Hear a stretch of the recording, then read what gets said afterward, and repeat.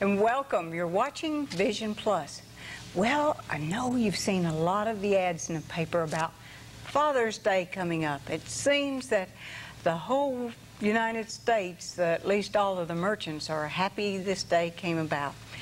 And there is a reason. It was June, we call it the June in, well, for us this year, June 20th, 1993, Father's Day. But there was a man that raised his children after his wife had died, and so one of the daughters was so proud of the way that the dad had kept the family together and had, when it wasn't a typical thing for dads to do. And so he did the cooking, he did the cleaning, he worked outside the home, and he changed diapers and kept the family together. And when the little girl grew up, she wanted to do something to honor her daddy. So she started Father's Day, and it was just like the feeling that I have about my own daddy, my earthly daddy, and the guest that you're going to see today, the way he feels about it. But it's also a command in the Bible, in Exodus 20 and 12, where it talks about, honor thy father and thy mother, that thy days may be long upon the land which the Lord thy God giveth thee. There are a lot of people who have had times when they could not honor, or parents they could not honor, because of the horrible things that have happened to them. Some of us may remember the recent story in Florida where the dad especially, but the parents killed their child, and it's just a horrible death. And we hear of all types of cruelty and incest and child abuse in all kinds of ways.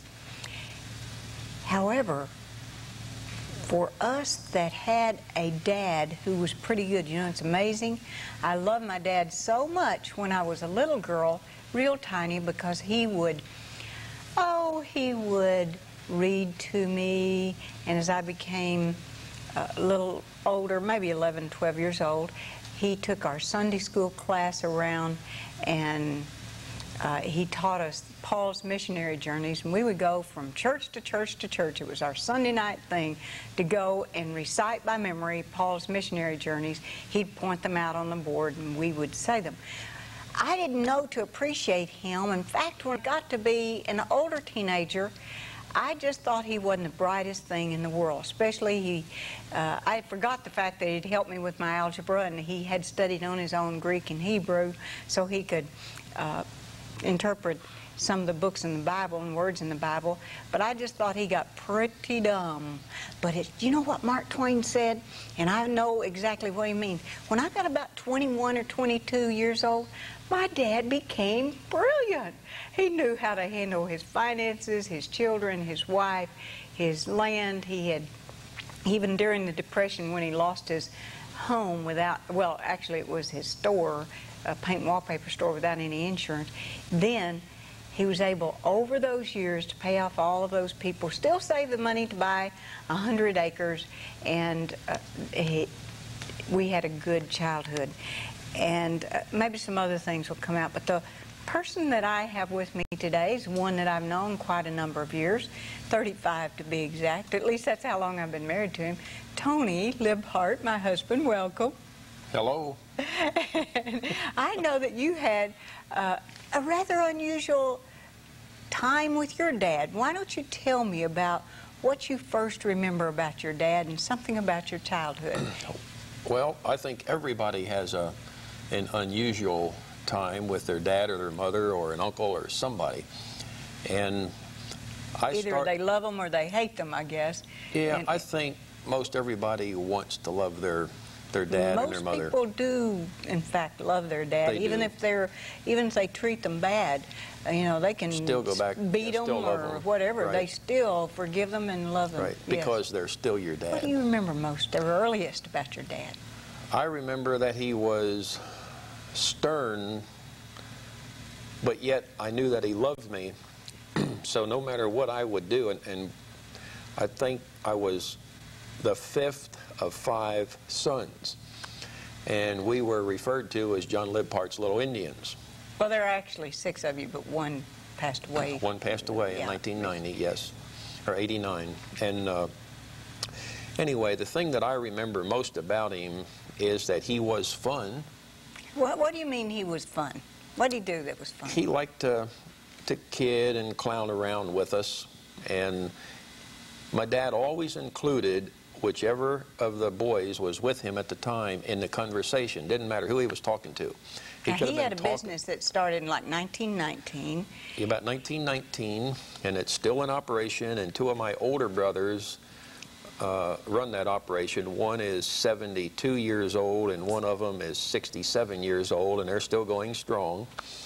Of course, they start work when they feel like it, and they go home when they feel like it, and they take as long for dinner time or supper that they feel like, and then they go back to work. Yeah, this is a automobile repair. Automobile repair, but it hasn't yes. always been just repair. What happened during the wartime?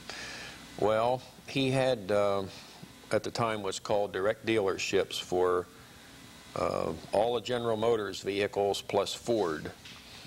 And General Motors being Buick and Oldsmobile Buick, at that Olds, time, Chevrolet, and Cadillac, and then Ford also. Which all was at the very same unusual, time. but he was the only dealer in the community Only dealer in in the Pennsylvania area. at that area. Yeah, and during the Depression, he went on through the Depression and had all the dealerships at that time.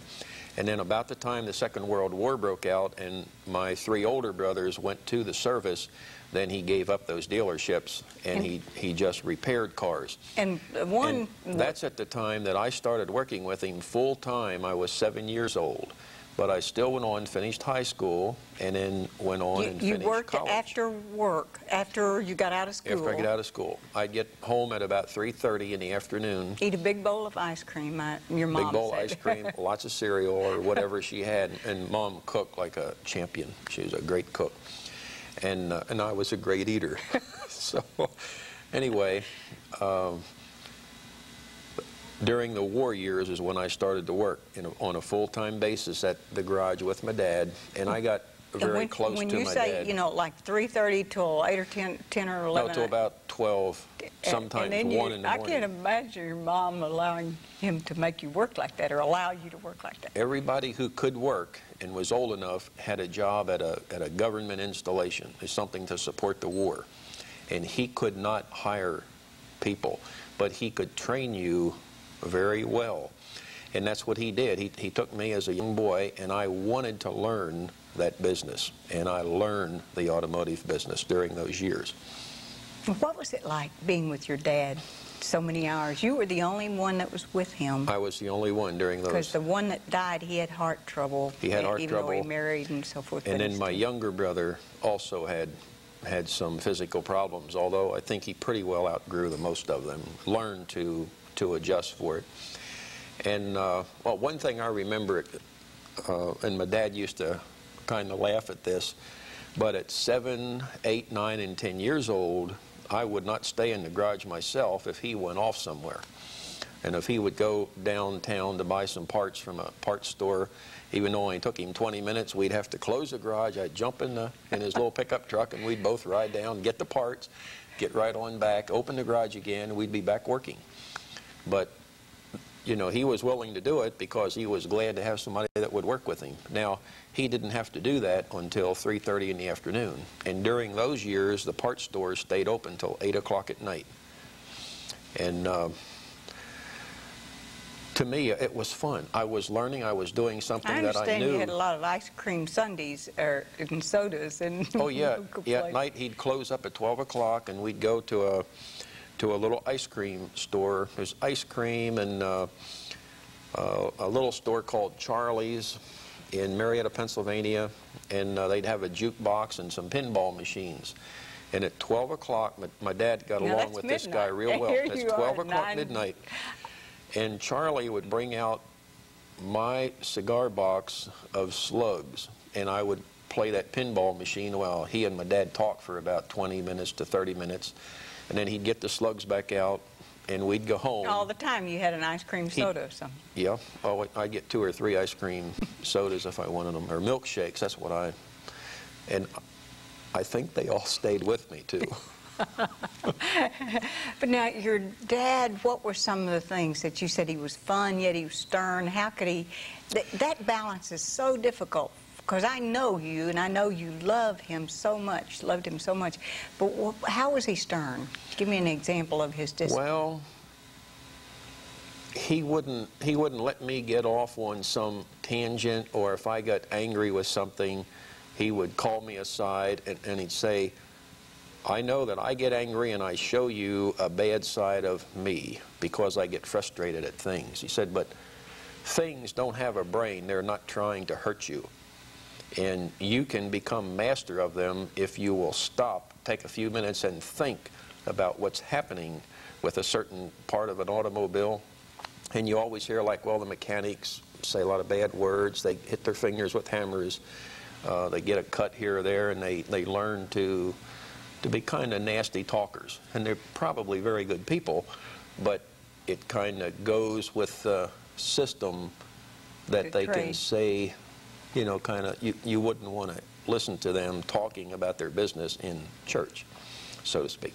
Well, he would tell me, get aside, stop, don't do anything but think, and figure out what it is you're going to do next to overcome this challenge. So you learn to look at a situation and pick a trail that you're going to work on and overcome your challenges. And then you start producing good work at that time. And that's something that he taught me. And to me, it was a very valuable lesson. Don't sit there and complain about it. Think and then act. And then when you perform your act that you thought out, if it's going in the wrong direction, stop again. Don't get mad and frustrated. Just stop and use your brain. Be angry and sin not. Okay to be angry, but but then sin. Don't jump off on some tangent and just rant and rave. Use your brain. You have that too. You got a mouth that you can cuss with, but you have a brain you can think with. You'll gain if you use the brain. I have never, in 35 years, I have probably heard you say two words that were, you don't say bad words. And so if you had all that training, how did you keep from carrying that over where you don't cuss? Oh, I slip plenty of times, but I try to. Not around me. I don't do it around kids. You, or no, I don't do it around the kids. I'm very careful about that.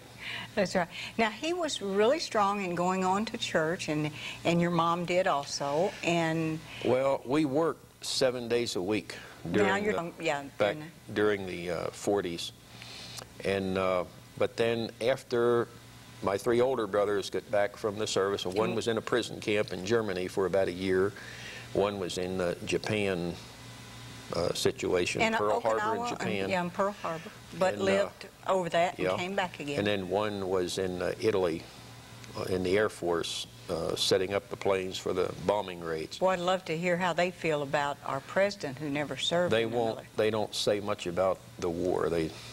They're upset with him a little bit about that, I guess. Well, yeah, I have, since they're in Pennsylvania and I'm down here in Alabama, I don't have that much contact, you know, on an ongoing basis, but we will shortly because they're going to visit us. But back to my dad, I think I loved him just because he was the person he was.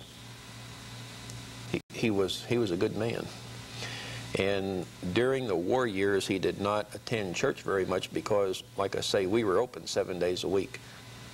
And he just wasn't in a position to do a lot of church attending. But after my brothers got back from the service, then he spent quite a bit of time at the church, I guess making up for the years that he didn't go.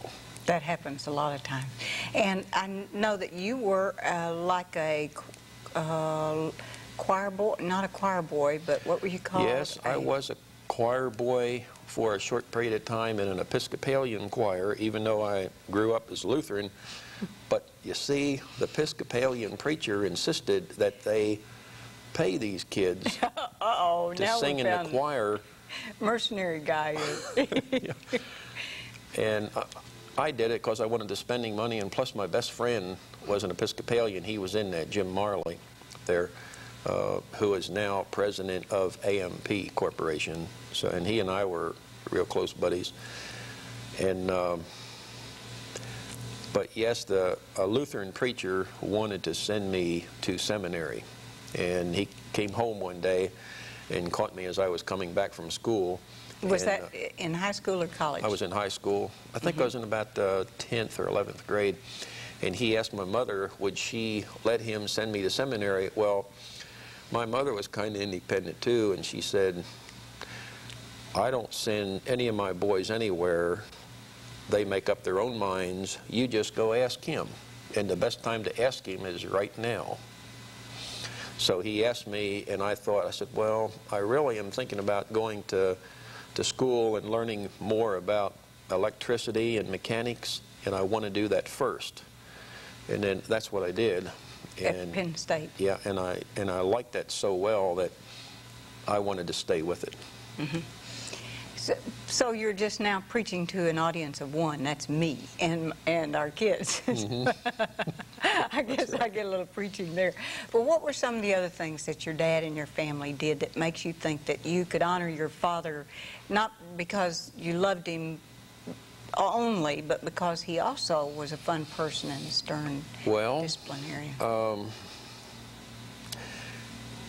After that war was over, because we worked hard during those war years, okay, and I think he made most of his income during that period of time. He wasn't afraid to work for a living, and when he saw that it was really reaping a good benefit, why he pushed all that much harder. And then when the brothers came home, he went up to the northern part of the state up in the mountains and bought a piece of land, and then our family, over a period of about 15 years, built a cabin and made it bigger and bigger and bigger. And now my youngest brother owns that cabin. That was given him when your mom died this year. That's right. But you got some really... I did okay. Yes, I inherited the business property that my brothers are now operating in Pennsylvania. Yes. Mm-hmm. And your other brothers, they had each one something choice that they would like to have. Right. They each have some houses, some properties. Mm-hmm. Yes. Mm-hmm. Now, why do you think that your dad was able to, even though he would lose his temper, he was able to still get the message across to you that it's not really wise to, in other words, don't always do as I do, but do as I say, and yet you knew he was serious about that. Yeah. How does a parent get that message across that, yeah, I'm human, I do some things wrong, but don't always follow exactly what we do? Sure, we know that this Bible talks about us being an example for our children, and I think that a lot of times we do a fair job of that, but there's a lot of times we haven't. So how was he able to get that message across to you? In thinking back, that's a new question. I'm not prepared, but let me think through it. I can remember that when he would get angry, he wouldn't stay angry long. It was short and blown over, and that was it. And you knew that whatever he was angry at, all was forgiven about 15 or 20 minutes later. All you had to do with my dad was sit him down to a meal and have him a good meal ready, and he would lose his anger. And my mother knew that, so she became an excellent cook. I know she was a James Beard trained gourmet cook. Yeah, she could do the gourmet bit, and a lot of people would come in just to... And he was real active, not just in his home, but also part of the city council and council work. Right, he was always active in city government, and... now, my dad was different. He was benevolent, too. If he knew somebody was having some trouble, if it was finances or whatever it was, the rest of the family usually didn't find out about it even, but if he had extra money that he felt he could be free with, and he knew somebody was down on their luck, he would see that they were taken care of. And they would never have to pay him back. Did a lot of that, too. I've seen him buy bags of groceries to take over to families. Yep. And endless hours of going to pick people up and do things for them. He even drove, I guess either of those words be all right, people who didn't have a car or way to go, my dad would actually drive them to the doctor or take them for groceries, and many times buy the groceries for them. And so I know I think we had unusual dads, but I didn't know to appreciate it until so many years later. And so many times, I think that's the way it is, that we don't know how to appreciate it. Now we're passing the ideas along to our children, and our grandchildren are seeing these ideas. If you were going to share with a young father today some tips on how to be a better father, let's see if we can succinctly put these into some tips. Number one, spend some time with the children, right? Right, and try to give them all the same attention. And if you give one specific attention or recognition for something, and don't exclude the rest of them the next day or the next hour or maybe each week. Highlight another one of those children so that they all feel they have their time, that they're special, and not that you're putting one above the other one, because that gets children to scrap when they're still at home, and then when they get out in the business world, if they ever have any dealings together, they're going to be scrapping and arguing then. Scrapping is arguing and fighting. Getting angry and doing things they shouldn't, and try to hurt one another or even hurt one another's feelings. So listen to the children, give compliments in equal time. I even wrote some things down, and you're actually reading my notes, only I know you didn't ever see them. So actually we have the same. Taking the time, listen, compliment them, and be stern with them. Did he ever whip you? Do you remember him ever spanking you? Oh, yes. Oh, he did? Okay. And I never deserved it. I deserved more than I ever got. Oh, you guys deserve more. I can remember. Now, my dad only whipped me a couple of times, you know, once with a kookaburra and got it all in my hair and really got my mother angry. But he didn't really ever spank.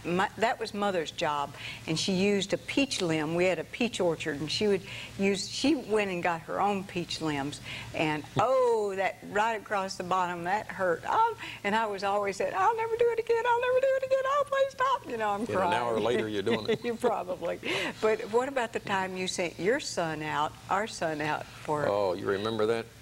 Yeah, we sent Anthony out, and one day I told him I was really angry at him, but I thought, well, we got to let him participate in this. So I remember, as I said, Anthony, you go get me something to spank you with.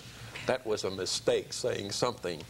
So he came back like this and had his hands behind his back, and he looked at me and said, Daddy, here's a big red feather is what he handed me with. And I tried to be stern at that time, and I burst out laughing.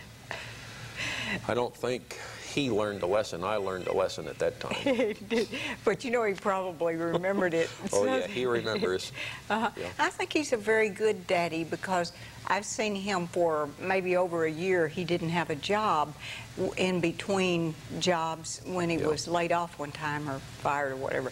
But anyway, I've seen him spend many hours of washing his little girl's hair, combing and brushing, and I know he brushed that hair. He's really good at it. Well, it seemed like such a long time. So he spent time with his children, and some of their friends had recently gotten a divorce, and the kids were overly distraught about, what if my mother and daddy have to get a divorce? And I'll always remember that his son said to him, well, I guess if my mother and daddy got a divorce, I'd have to go with my dad because he needs me. And I thought, you know, that's a good feeling for children to have. And we hope nobody ever gets a divorce ever. And Tony and I came so close that we wrote this book, Born Again Marriage. If you'd like to have it, send a donation to Victory Network and you may have it. It's about all the bad things about Tony. A couple good things, too. Maybe one or two about me. No, he's a pretty good guy. I thank you for coming out here to be with me to honor our Father. As it says in Exodus 20:12, honor your father and mother so that your days will be long on this life. And I think this is a man that did honor his father long on this earth. Oh, yeah, on this earth. Okay, in this life, on this earth. There you go. But a longer time in heaven because you'll be doing the right thing. Right. And we thank you for joining us. I'm Bonnie and Tony Libhart. Bless your heart for watching. Praise, thanksgiving is precious, with thanksgiving in your heart, your voices raise. Jesus reigns. Give glory and honor and power unto him. Jesus, the name above all names. Come into his presence with thanksgiving in your heart and give him praise. Give him praise. Come into his presence with thanksgiving in your heart. Your voice is